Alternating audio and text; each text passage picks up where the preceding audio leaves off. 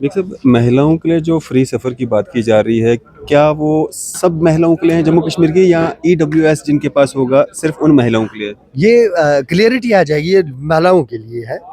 सारी महिलाओं के ये लिए। महिलाओं के लिए है जी। तो अभी जो राशन की बात की गई थी, एएवाई वालों को दिया जाएगा, इलेक्ट्रिसिटी 200 यूनिट एएवाई वालों को दी जाएगी। कितनी नंबर कितना है इन लोगों का और वोट तो सबसे लिए? नहीं, बात देखें, बहुत सारे ऐसे लोग होते हैं जिनसे आप टैक्स भी वसूल करते हो, बिल्कुल है ना? करते हैं। तो वोट तो वो भी देते हैं। अगर वो ये कहना शुरू कर दें कि चूंकि हम वोट देते हैं इसलिए हम टैक्स नहीं देंगे, वोट देने का ये मतलब नहीं है कि आपके पास जो आपकी हुकूमत आएगी उसके बाद इतनी मजबूत होगी इक्तिसादी तौर कि वो वोट के एवज लोगों को नोट बांटती रहेगी। ये मुमकिन नहीं होता। हमारे पास जावेद हसन बेग साहब हमारे साथ मौजूद हैं, एमएलए बारामूला नेशनल कॉन्फ्रेंस के नेता। बेग साहब, कैसे देखते हैं जो सेशन चल रहा है और कल का जो बजट पेश किया गया है उमर अब्दुल्ला के द्वारा, कैसे देखते हैं उसको? क्या वो पूरे वादे किए गए हैं जो इलेक्शन के दौरान लोगों से किए गए थे, या अभी कुछ कमियां हैं जो आने वाले समय में, जिस तरह से बाकी एमएलएज भी कह रहे हैं कि अभी तो शुरुआत है, आने वाले समय में वो वादे पूरे किए जाएंगे? मुझे यकीन है कि स्टेटहुड बहाल होने के बाद जो अगला बजट होगा उसमें आप इनकलाबी सतह की तब्दीलियाँ देखेंगे।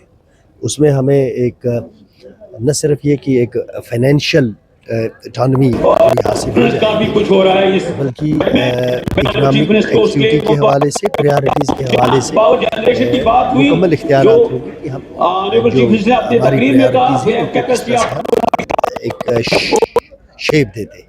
जो मौजूदा बजट है इसमें उमर अब्दुल्ला साहब जो बेस्ट कर सकते थे, जो बेस्ट उनके पास अवेलेबल ऑप्शंस थे, एवेन्यूज़ थे, उनको इस्तेमाल करके उन्होंने अपने हिसाब से, अपनी पार्टी के हिसाब से और लोगों के मफादात को जहन में रखते हुए इंफ्रास्ट्रक्चर के लिए, सर्विसेज के लिए, सोशल सेक्टर के लिए और फिर रिलीफ के हवाले से, जो लोगों को रिलीफ देनी है उसके हवाले से जो वो मैक्सिमम कर सकते थे उन्होंने इसमें किया है।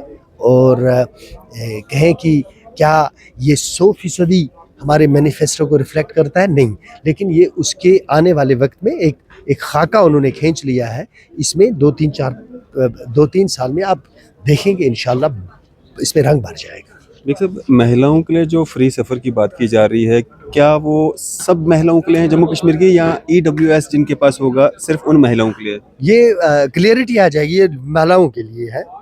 सारी महिलाओं के ये लिए। महिलाओं के लिए है जी।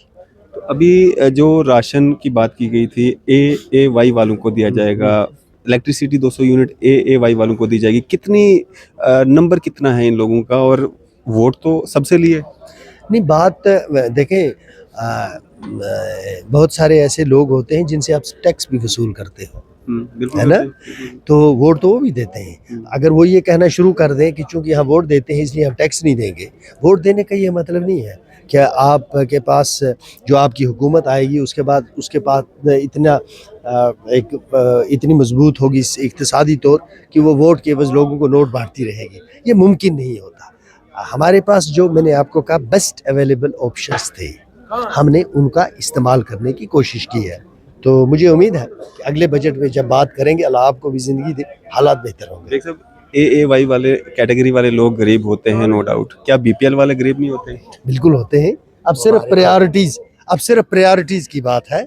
जो इस वक्त हमारी प्रायोरिटी थी बीपीएल से नीचे, इंशाल्लाह जो अगला बजट होगा उसमें मैंने आपको कहा उसमें बीपीएल भी इंक्लूड हो जाएंगे और उसमें जो हमारे डेली वेजर्स हैं उनके लिए खुशखबरी होगी। शुक्रिया हमारे साथ शुक्रिया। जावेद हसन बेग साहब हमारे साथ बातचीत कर रहे थे, नेशनल कॉन्फ्रेंस के नेता और एमएलए बारामूला। आपकी सब पे क्या राय है? अभी अपनी राय जो है जरूर साझा कीजिएगा। इसी तरह की मज़ीद बीएन हाई सेकेंडरी स्कूल जो कि सुजवा रोड जम्मू में स्थित है, अब इसमें 2025 और 26 की बैचेस की एडमिशन शुरू हो चुकी है।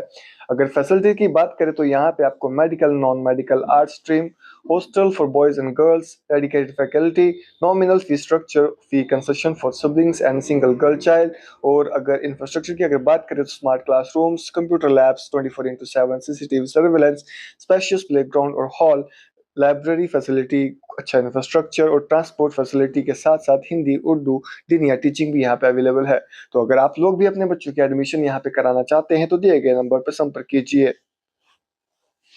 Myself, Asiya Shabir Bande, Principal BN Higher Secondary School, Sujwan, Jammu. This school was established 22 years ago. Under the chairmanship of Engineer Abdul Ghani Kohli. Good morning to all of you. My name is Azimul Haq and I am the student of this school from class 12th from art stream and also I am the president of the school. मैं यहाँ पर primary से education जो है वो लेता आ रहा हूँ. Hello, myself Ulfat Jahan. I study in class 10th A.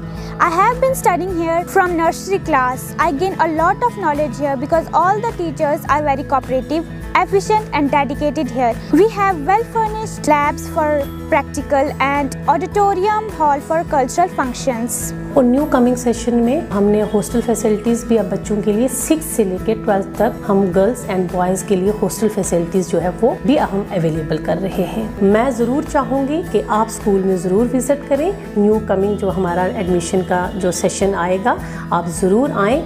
हर बच्चे का राइट है एजुकेशन लेना और वो एजुकेशन का right BN higher secondary school आपको प्रोवाइड करेगा. At BN School, we offer quality education with a reasonable fee structure, making it affordable even for our weaker sections.